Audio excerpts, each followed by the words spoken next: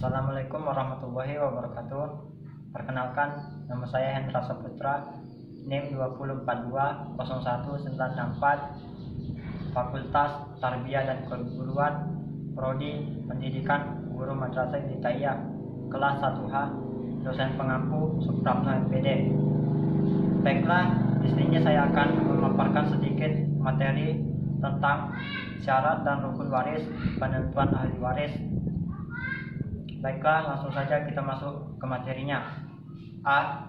Pengertian pewaris, tirkah, dan ahli waris. Secara terminologi, hukum kewarisan adalah hukum yang mengatur pembagian warisan, mengetahui bagian-bagian yang diterima dari harta peninggalan itu untuk setiap ahli waris yang berhak. Dari pengertian tersebut, ketahuilah bahwa hukum kewarisan Islam adalah ketentuan yang mengatur mengenai orang yang berhak menjadi ahli waris, orang yang tidak dapat menjadi ahli waris karena terhalang, besarnya bagian yang diterima tiap-tiap ahli waris, dan cara membagikan harta warisan kepada ahli waris. 1. Pewaris atau muwaris. Pewaris adalah seseorang yang meninggal dunia secara hakiki atau yang dinyatakan meninggal secara hukum dan meninggalkan sesuatu yang dapat beralih kepada keluarganya yang masih hidup atau ahli waris. 2. Tirkah atau harta warisan. Tirkah adalah sesuatu yang ditinggalkan pewaris baik berupa harta benda dan hak-hak kebendaan atau bukan hak kebendaan. Jadi, setiap sesuatu yang ditinggalkan oleh orang yang meninggal menurut istilah jumhur fuqaha dikatakan sebagai tirkah, baik yang meninggal itu mempunyai utang piutang. 3. Ahli waris. Ahli waris adalah orang yang pada saat meninggal dunia mempunyai pertalian darah atau pertalian perkawinan dengan pewaris dengan ketentuan mereka harus beragama Islam dan tidak terhalang karena hukum menjadi ahli waris. Seperti membunuh, pewaris berbeda agama atau murtad, dan menjadi budak. Ada 3 syarat untuk menjadi ahli waris menurut pasal 171C KHI, yaitu 1. Orang yang mempunyai hubungan darah atau hubungan perkawinan dengan pewaris. 2. Beragama Islam. 3. Tidak terhalang karena hukum untuk menjadi ahli waris. B. Sumber hukum kewarisan Islam. Ada 4 sumber hukum kewarisan Islam, yaitu 1. Al-Quran, 2. Al-Hadis, 3. Al-Ijma', 4. Ijtihad. 4 hal tersebutlah yang menjadi sumber hukum kewarisan Islam. C. Sumber hukum penerapan waris di Indonesia. Mengenai hukum kewarisan, sampai saat ini masih beraneka sistem hukum di Indonesia, yaitu sebagai berikut. 1. Sistem hukum kewarisan perdata tertuang dalam BW KUHP. 2. Sistem hukum kewarisan adat. Sistem hukum kewarisan adat ini terbagi menjadi 2, yaitu sistem matrilineal dan sistem patrilineal. 3. Sistem hukum waris Islam. 4. Hukum waris orang asing. 5. Hukum terapan KHI. D. Sumber hukum kewarisan Islam di Indonesia. Sumber hukum kewarisan Islam di Indonesia menggunakan hukum yang tertuang dalam KUH Perdata.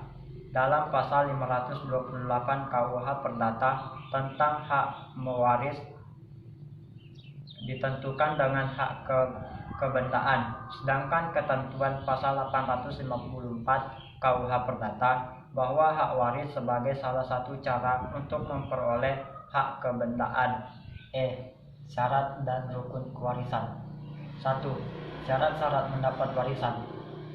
Yang pertama adalah orang yang mewariskan atau mewaris sudah meninggal.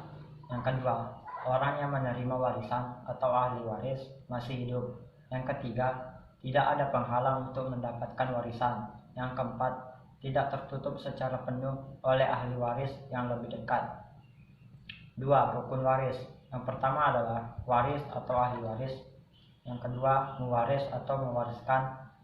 Yang ketiga, tirkah atau maurats dalam kurung harta warisan atau peninggalan. F. Penyebab dan penghalang mendapatkan warisan. 1. Penyebab mendapatkan warisan. Yang pertama, al-qarabah atau hubungan kekeluargaan. Yang kedua, al-musaharah, hubungan perkawinan. Yang ketiga, al-wala, memerdekakan hamba sahaya. Yang keempat, hubungan agama atau sesama muslim. 2. Penghalang mendapatkan warisan. Yang pertama, pembunuhan. Kedua, berbeda agama. 3. Perbudakan. Golongan ahli waris.